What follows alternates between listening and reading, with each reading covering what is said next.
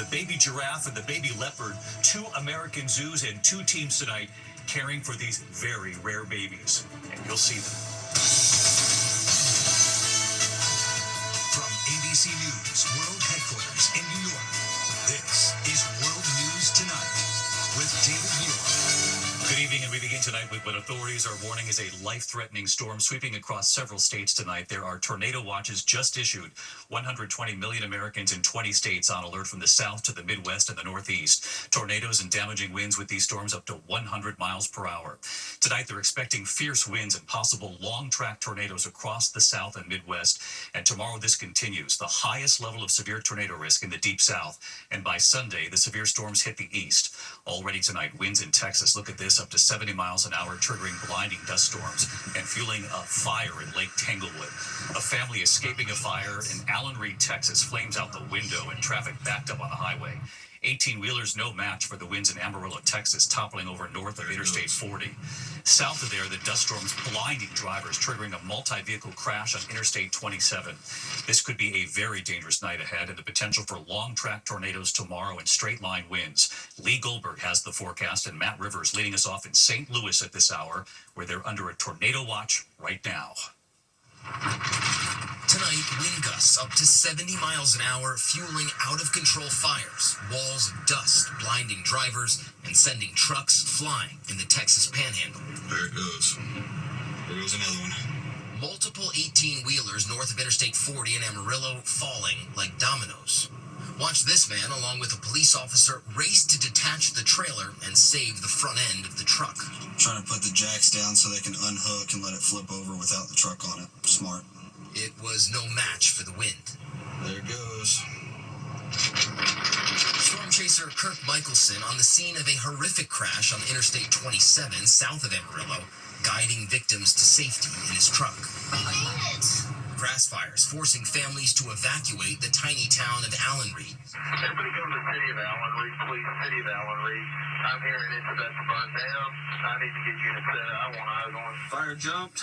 Flames exploding in Lake Tanglewood, raging flames incinerating multiple homes. The winds marking the beginning of a potent multi-day severe weather outbreak that has more than half the country in its sights.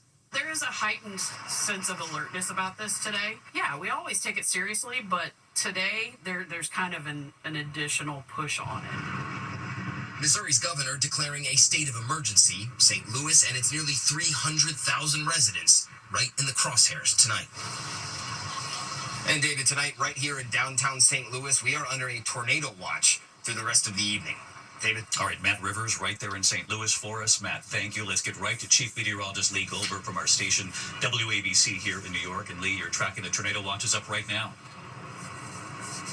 David, the severe weather outbreak is getting underway this evening. It's a dangerous couple days ahead, and if you're in the path of the storms we're about to mention, have a plan to get to a place of safety, and please be weather aware. The tornado watches till 11 o'clock St. Louis to Springfield, and another one to the south till 10 o'clock from Greenville to Baton Rouge. But it's the Midwest all the way to the Deep South tonight. That's where we have the bullseye. St. Louis between about 9 and 11 o'clock tonight. 100-mile-per-hour winds, possible strong tornadoes, even baseball-size hail. Then tomorrow, a rare and urgent high risk for a tornado outbreak, Mississippi and Alabama, from Jackson to Birmingham. These could be very dangerous with 80-mile-per-hour gusts and long-track violent tornadoes. The storms move into Georgia and into the Florida Panhandle at night. Then East Coast by Sunday, maybe some severe weather from Jacksonville to the Carolinas. Heavy rain for the Northeast and gusty winds. David? Lee Goldberg with us tonight. Could be a very dangerous weekend, so everyone stay tuned to the forecast. Lee, thank you. We turn now to the engine fire on an American Airlines flight from Colorado Springs to Dallas. The flight reporting engine trouble. Just 30 minutes into the flight, the engine vibrating. Diverted to Denver, then the engine erupting in flames after landing. Passengers and crew forced to evacuate, some down slides and others you can see stranded on the wing of the plane. ABC's Mola Lenghi at the airport in Denver tonight. Tonight, this terrifying scene on the tarmac, an American Airlines jet catching fire after diverting to Denver. Black smoke pouring into the air. A dozen injured. Flames and smoke visible from inside the cabin. The Boeing 737 was traveling from Colorado Springs to Dallas-Fort Worth yesterday afternoon when, 30 minutes into the flight, the crew reported engine vibrations. We just have a high engine vibration, so we are cruising slowly, but almost back at 10,006. the engine catching fire at the gate, forcing 178 passengers and crew to evacuate. Oh my gosh. Some seen on the wing of the plane, others escaping down a slide. 12 passengers taken to the hospital with minor injuries. Burn marks later seen on the fuselage. This was a situation involving a mechanical malfunction of the engine in flight that did not really erupt into flames until it got on the ground. Fortunately, the crew did exactly the right thing and got the airplane on the ground as rapidly as possible. Well, David, in a statement, American Airlines thanking their crew and first responders for their quick actions here at Denver Airport. They say everyone has been released from the hospital, and tonight, the FAA and NTSB are investigating the incident, David. Well, they're so lucky they got that plane on the ground before that happened. Mola, thank you. There is news in the search for the 20-year-old Pittsburgh college student who vanished on spring break in the Dominican Republic. Tonight, the last person believed to see her alive. In the interview transcript here, in which he describes saving her in the ocean, making it to shore, and what he says is the last thing he then remembers. Ariel Reshef in the Dominican Republic again tonight. Tonight, more than a week after she vanished, new details in the case of missing 20-year-old college student Sadiksha Kananki from the last known person to see her.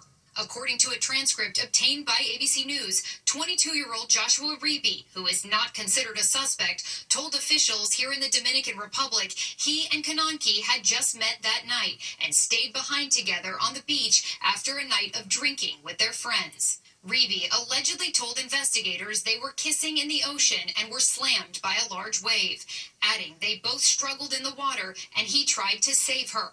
I was holding her under my arm and swimming. It was hard. I was a pool lifeguard, not the ocean. He said he got her to shore and last saw her walking at an angle in knee-deep water. According to the transcript, Reeby telling officials, I asked her if she was okay. I didn't hear her response because I began to vomit with all the seawater I had swallowed. After vomiting, I looked around and I didn't see anyone.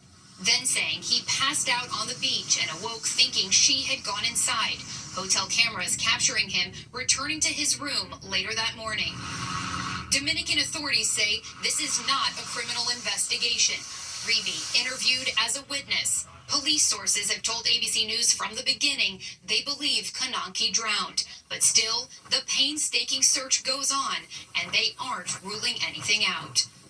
And David, the Reeby family issuing a statement tonight saying he is dismayed by Sadiksha's disappearance, and they want to continue to contribute to the search effort, but they also want their son to be allowed to return back to the United States from the Dominican Republic, where they say he's been detained in his hotel room under police surveillance. David? Ariel Reshef, our thanks to you again tonight. Also just in this evening, for the first time, ABC News obtaining the dramatic 911 call from a surviving student in the Idaho College murders, calling from the driveway and inside the home. Kana Whitworth on the case again tonight. Tonight, the frantic call for help. 911 location of your emergency. Something is happening. For the first time, we're hearing the 911 call from a surviving roommate nearly 8 hours after 4 students were stabbed to death in this home near the University of Idaho. Something's happening in our house. We don't know what.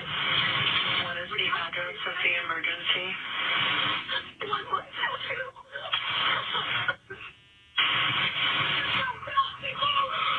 One of 2 surviving roommates is on the line, standing in the driveway, terrified and sobbing as she passes the phone to a neighbor who just arrived.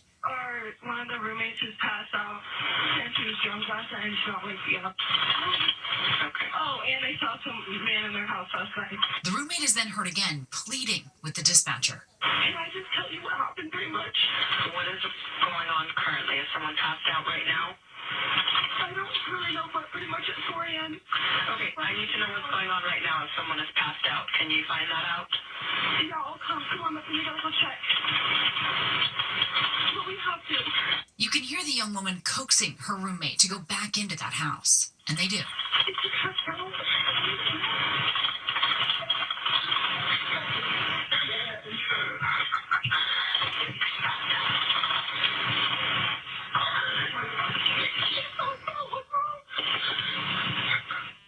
She's not waking up. You can hear the anguish.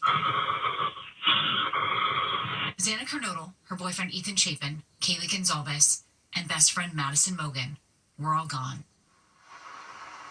Now, David, the roommate heard on that call later told investigators she saw a man clad in black in the house at the time of the murders. And prosecutors say that man is Bryan Kohberger. Now, his lawyers say he is innocent, but David, questions still remain as to why it took so long for that 911 call to be made. David. Chilling audio tonight, Kana, thank you. Now to President Trump at the Department of Justice today with his new Attorney General praising his new AG and suggesting his political enemies should be in jail. Our Chief Justice correspondent Pierre Thomas was there. Tonight, Attorney General Pam Bondi escorting President Trump into the Justice Department, the agency that investigated and prosecuted him, an agency meant to be largely independent, but which Trump has now made clear answers to him.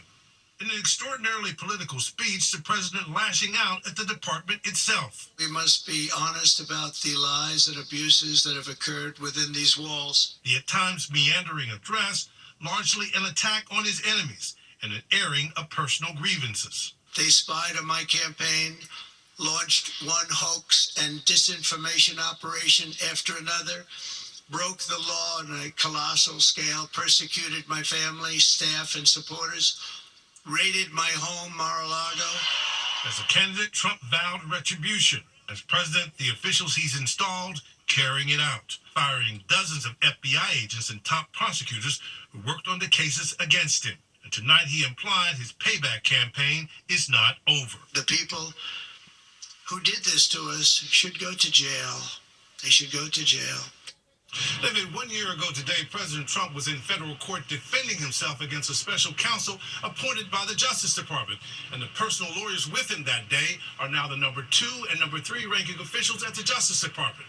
It's a DOJ truly transformed, David. Pierre Thomas live in Washington tonight. Pierre, thank you. The other breaking story in Washington, the key vote on whether to avert a government shutdown. All eyes on the Senate, of course, and Democrats upset with President Trump and Elon Musk over the firings of thousands of federal workers and angry about the tariffs and their effect on the economy, but still not wanting to be blamed for any shutdown.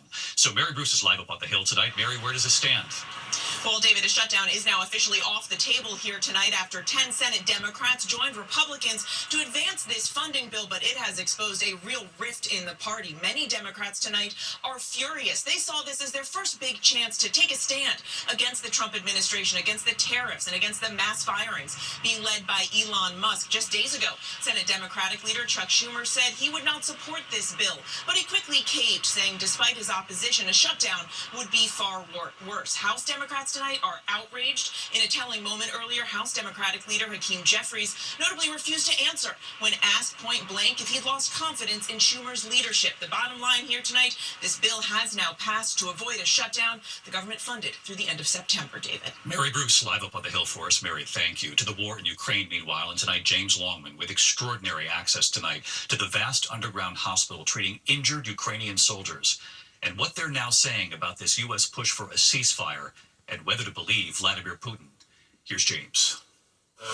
Tonight, we were given extraordinary access to Ukrainian soldiers near the front line of the fight against Russia. You can see they're getting out of the car now. We visited a vast underground hospital, the only one of its kind, springing to action to help injured warriors. So while Presidents Trump, Putin and Zelensky debate what happens in this war, for the men and the women on the front line, there is no end in sight. This soldier visibly distraught. He's just lost 3 of his brothers in arms to Russian artillery. I ask his commander if all this sacrifice is worth it if American support dries up. We'll fight with our bare hands, he says. I ask what he thinks of Putin's commitment to peace. He laughs. He's a killer who you cannot trust. Whatever Putin says, he lies.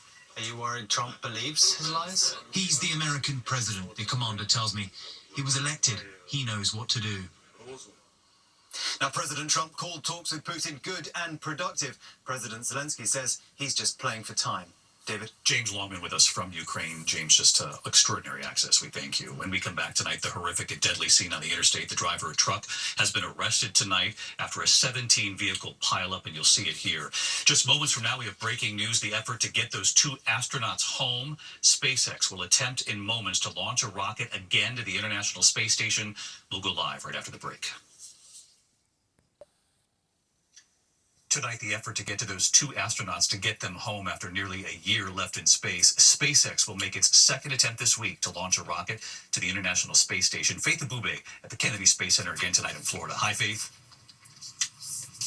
Yeah, good evening to you, David. We're just moments away from that capsule, the SpaceX capsule, lifting off behind me. The second attempt since Wednesday after a hydraulics issue for SpaceX and NASA to abruptly scrap that launch. If all goes well as planned tonight, it'll be a major step towards bringing home astronauts Sonny Williams and Butch Wilmore. NASA tells me the pair was never technically stranded. There was always a vehicle at the International Space Station to bring them back to Earth in case of an emergency. However, NASA did leave them there to continue to do research tonight. We're told the pair could be back here to Earth as soon as next Wednesday. David. Yeah, supposed to be 8 days, turned out to be nearly a year. Let's hope they come home soon. And you too, Faith. Faith, thank you. When we come back tonight, there's been a deadly crash on the interstate, a 17-vehicle pileup. A truck driver has been arrested. And stay tuned here because later the baby boom, the rare baby giraffe and the very rare baby leopard, both in the U.S., the caretakers tonight asking for your help. To the Index, and tonight a truck driver has been charged with DUI in a deadly 17-vehicle pileup in Austin, Texas. At least 5 people killed, 11 injured. Witnesses say the 18-wheeler plowed through vehicles for half a mile on I-35. When we come back here tonight, the baby boom, the endangered baby giraffe, and the very rare baby leopard. And you'll see them both right after the break. Anybody inside? Come out, please! I'm right here. She had been shot point blank in the back of the head. How did she survive? Stays with you. He'll never leave. The new 2020 tonight on ABC. Finally tonight, the baby boom and the caretakers giving a baby giraffe and baby leopard their best chance. Our persons of the week. Tonight, the baby boom at 2 American zoos. The teams taking care of these rare and endangered babies. In Denver, Colorado, after 444 days, a long-awaited endangered reticulated giraffe calf born to mom, Bibi. Mother and baby together, bonding. Hi, David. Reese Falzer from the Denver Zoo Conservation Alliance. Our team is over the moon about this newest arrival, especially because reticulated giraffes are endangered, so this birth is incredibly important for the species as a whole. And tonight, she says you can help name the baby giraffe and support their nonprofit conservation efforts. For a $5 donation, you can choose from 3 names. Dag, in honor of the late giraffe researcher, Dr. Ann Innes Dag. Thorn, a favorite woody food for giraffes, they say. Or Kujali, meaning to care in Swahili. We're really excited for his public debut soon. We can't wait for guests to meet him. And tonight in Tennessee, the Nashville Zoo would like you to meet their newest member to the family. Hi, David. Dr. Heath Schwartz welcoming their new rare clouded leopard cub. She's actually crawling around and really active now. You can see her here at the zoo anytime during the day. There are only about 10,000 of these rare clouded leopard cubs left living in the wild. And tonight, a $1 donation to help name the newborn and to help care for the cub too. This evening, the care teams in 2 zoos across this country working tirelessly to save the rare and endangered babies. And so we choose the caretakers and the babies. Good night.